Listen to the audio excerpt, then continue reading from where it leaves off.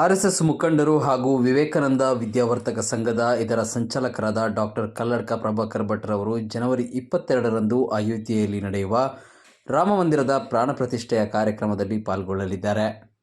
ಈ ಹಿನ್ನೆಲೆಯಲ್ಲಿ ಶುಕ್ರವಾರ ಮಂಗಳೂರಿನಿಂದ ಉತ್ತರ ಪ್ರದೇಶಕ್ಕೆ ಡಾಕ್ಟರ್ ಪ್ರಭಾಕರ್ ಭಟ್ ಪ್ರಯಾಣ ಬೆಳೆಸಿದ್ದಾರೆ.